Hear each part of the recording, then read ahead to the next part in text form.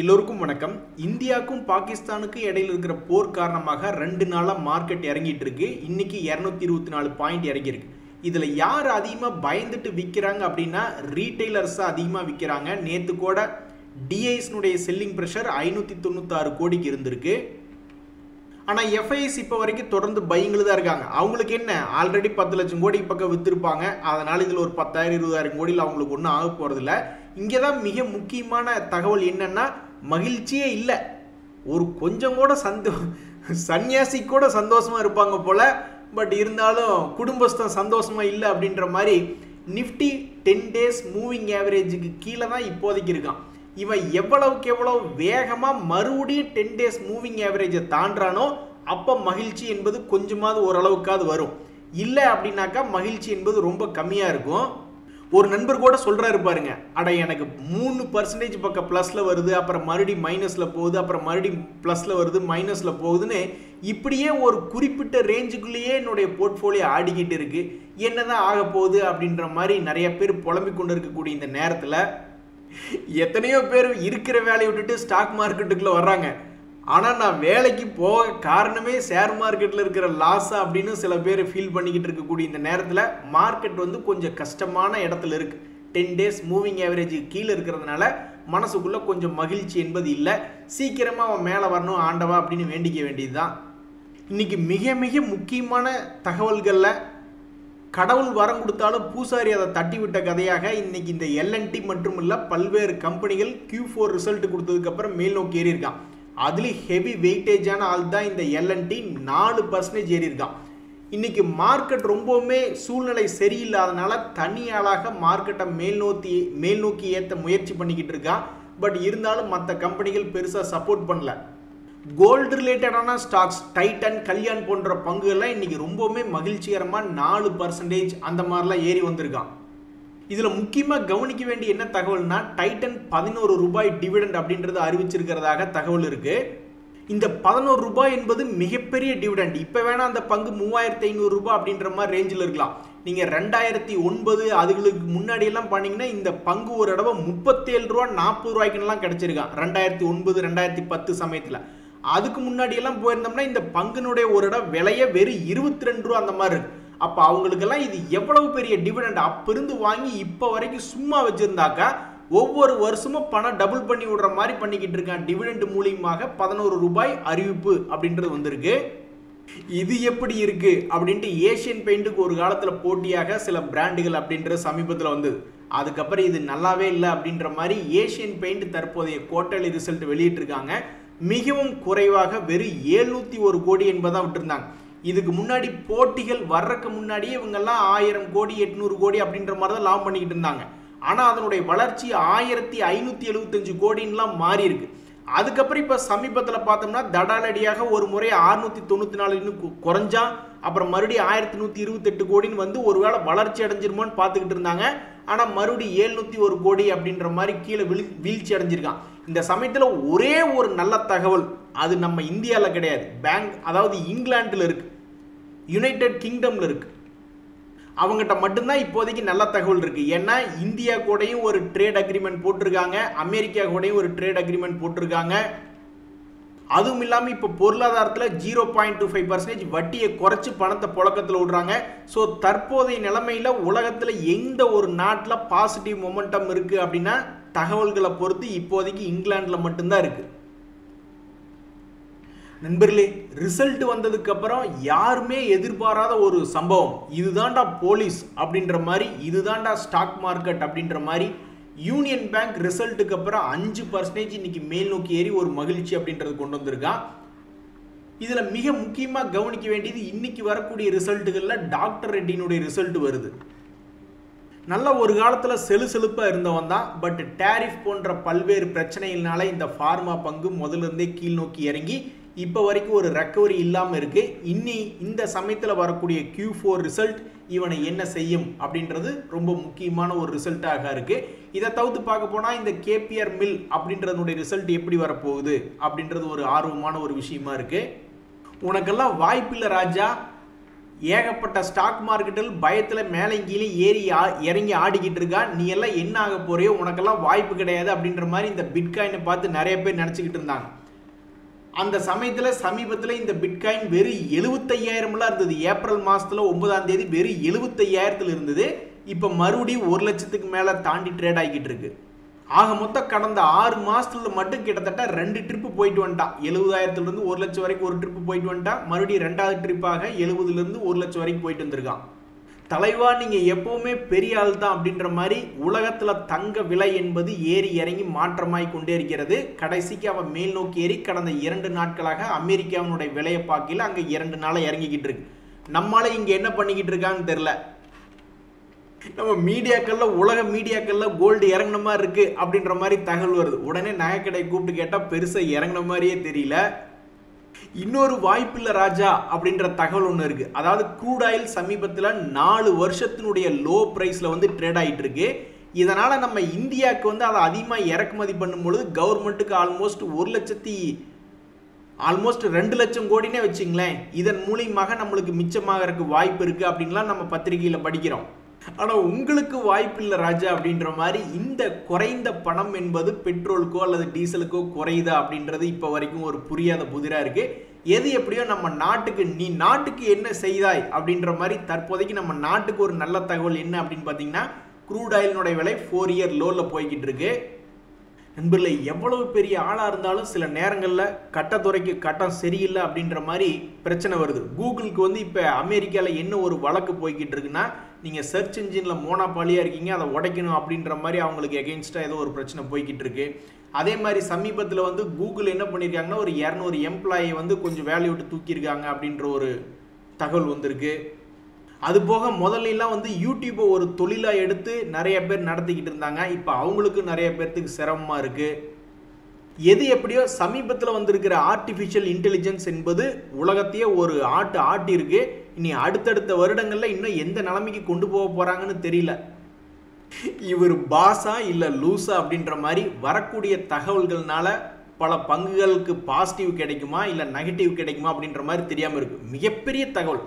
அதாவது சமீபத்தில் metal industry எடுத்துங்களேன், commodities prices எடுத்துங்க, காப்பர் ஆகட்டும், ஜிங்க் ஆகட்டும், ஸ்டீல், ஏகப்பட்ட விலைகள் வந்து கொஞ்சம் குறைஞ்சுதான் இருக்கு.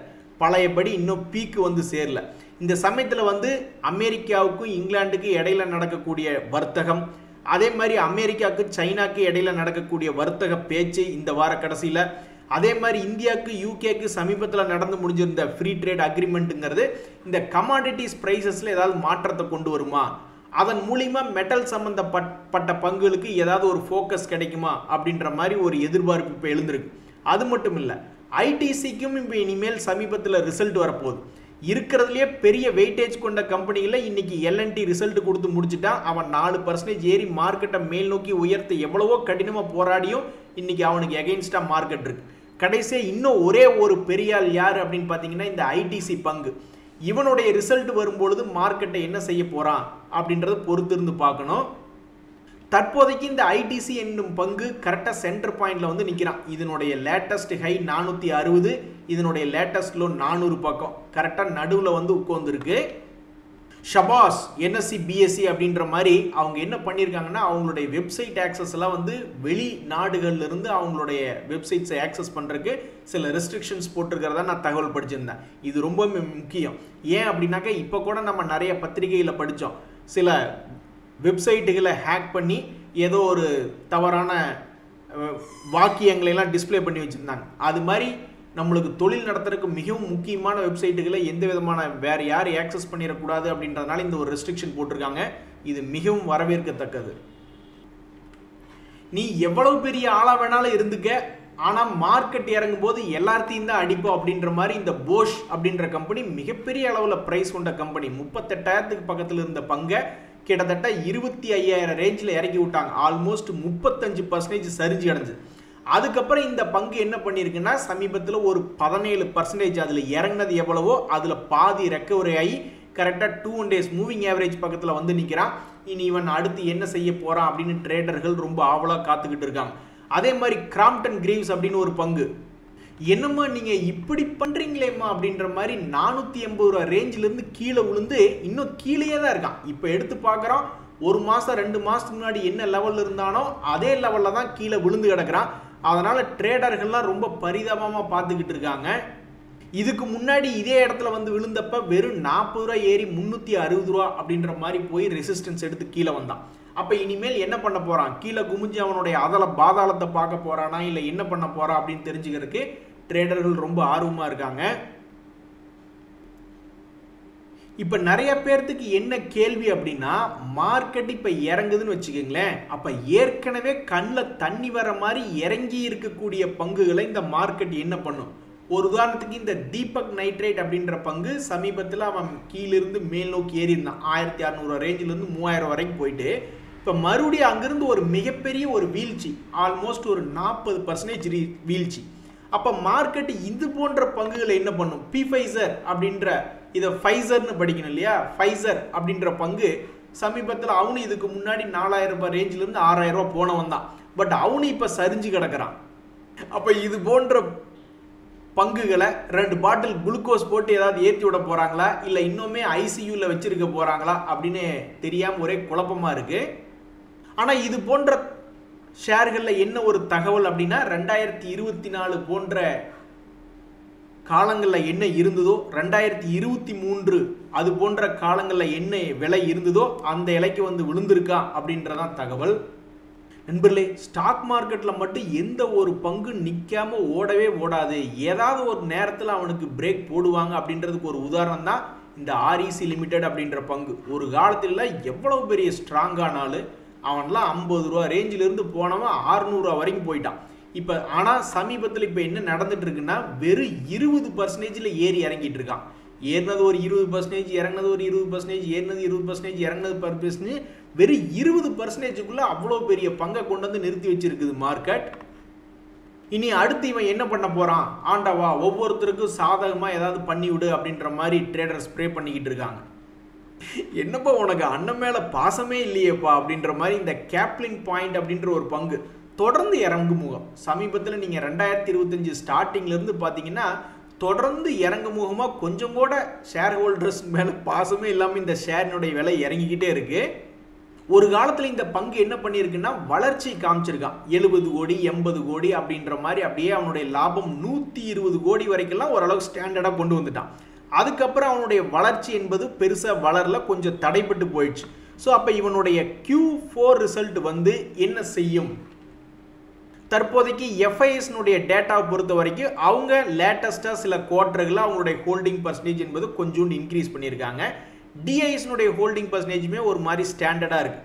அப்போ இந்த கம்பெனியினுடைய ரிசல்ட் வந்ததுக்கப்புறம் இந்த கம்பெனியினுடைய விலை என்ன ஆகும் அப்படின்றது பார்க்கறதுக்கு ரொம்ப சுவாரஸ்யமாக இருக்குது. ஏன்னா இதனுடைய விலை கரெக்டாக 2 days மூவிங் ஆவரேஜ் கிட்டே இருக்குது. இப்போ சமீபத்தில் 2 வருஷத்துக்கு முன்னாடி எந்த பங்குகளை பார்த்தாலும் பொற்கரங்களால் எங்களுடைய ஹிஸ்ட்ரியை எழுதுங்க அப்படின்னு எவனை பார்த்தாலும் உங்களுக்கு சார்ட் இப்படி இருக்கிற மாதிரி தான் இருக்கும். ஆனால் கடந்த 8 மாதத்தில் போட்டு பல பங்குகளை கும்மி விட்டுருக்காங்க. சில பங்குகள் மட்டும் எக்ஸப்ஷனாக BSE போன்ற பங்குகள், பாரத் எலக்ட்ரானிக்ஸ் BL போன்ற சில பங்குகள் மட்டும் தன்னுடைய பழைய உச்சங்களை போய் தொட்டிருக்காங்க. மற்ற ஷேர்களுக்கெல்லாம் எப்போ சாப விமோச்சனம் கிடைக்கும் அப்படின்றது தெரியல. இந்த சமயத்தில் பல பேர் அவங்களே நொந்துக்கிறாங்க.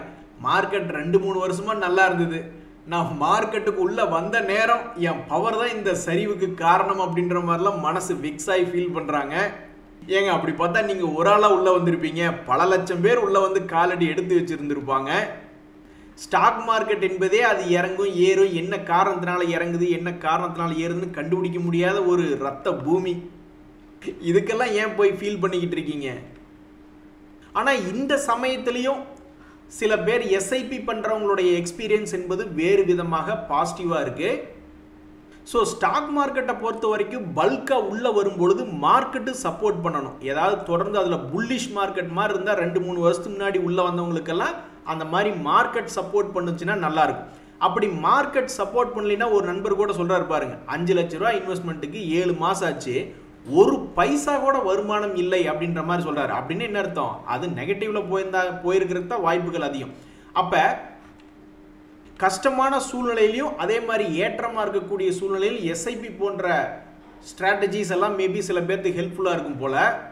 ஸோ ஒவ்வொருத்தருக்கும் அவங்களுக்கு எந்த ஸ்ட்ராட்டஜி ஒர்க் அவுட் ஆகுது அப்படின்றத கண்டுபிடிச்சிட்டு அதுக்கு தகுந்த மாதிரி நடவடிக்கைகள் எடுத்தால் தான் இதில் ஏதாவது ஒரு வருமானம் வரக்கு வழியாக இருக்கிறது.